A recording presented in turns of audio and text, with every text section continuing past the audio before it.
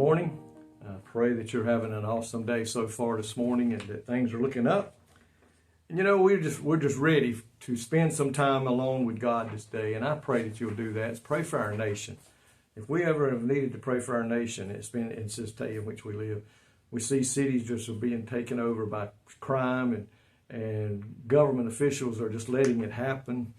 They would rather do that than have a backbone to stand up against it.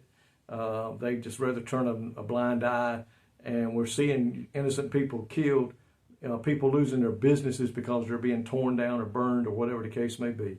We need to really pray, not only in the Capitol building and the Senate, blah, blah, blah, but we need to pray for these major cities where we're seeing just total chaos on the streets, and pray for Israel and those people over that way. Well, I'm doing this here for Father's Day, and I know when you see it on Facebook, or YouTube, I'm sorry, we'll already be gone past that, but I wanted to get this out there today, and it's in Ephesians chapter 5, verse 23. For the husband is the head of the wife, even as Christ is the head of the church, and he is the Savior of the body.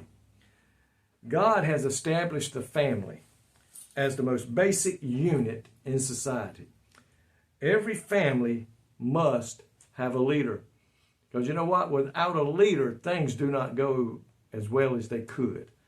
And I heard Tony Evans one time make the statement, as goes the home, so goes the community. As that goes the cities, so goes the states, so goes the nation, so goes the world. It all starts in the home. And so we see today that a family must have a leader. And therefore, God knew that, and he assigned the husband the responsibility of being the head of his wife and children, the head of the household. He is going to be held responsible for that. His leadership must be exercised with love and gentleness and consideration for his wife and children. The husband's God-given responsibility as the head of the wife includes leadership and provisions for the family's spiritual and domestic needs. So God has assigned that. You cannot get out of it today. If you are a father of a child anywhere, even if you're not even raising that child today, you are still going to be held responsible for his upbringing. Love, protection, security, and interest is in the welfare of the family as Christ loved the church. And we know today that he loved the church to the point that he died for the church. God looks at us today as men to be willing to do that for our family. Honor, understanding, appreciation, and thoughtfulness.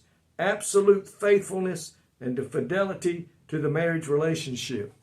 So today, God holds us, my friend, responsible. Provisions for the family's spiritual needs means the father should be the one that makes sure he and his family attend church together. He's held responsible for the time you spend time with your family at home reading the Bible. I know a lot of times the father has to work and the mother has to do some other stuff, but God is still holding the father to make sure that is done. So today, fathers, I'm just being honest, because listen, I'm a father too. I'm answering to these same things that I have to do also with my family. God has assigned the responsibility to the husband. Therefore, one day, we as husbands will stand before Christ to answer to how we participated with our family in raising them to know Jesus Christ. Now, it's a known fact that when the fathers attend church, the children are more apt to go also than when the mother goes by herself with the children. So today, we need to make sure we are doing this, fathers.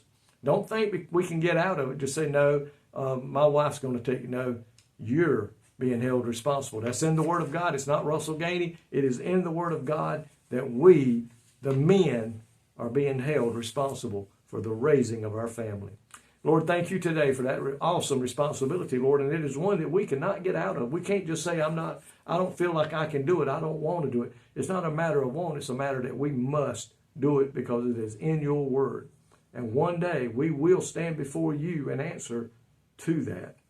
I pray to God, bless every man today that's got a family. Bless every home. And I pray if they're lost and they're not going to church, that, Lord, they'll get on fire for you. They'll give their heart to you, and they will take those children to church and raise them in the way that they should go. In Jesus' name I pray. Amen. I love you today. May God richly bless you.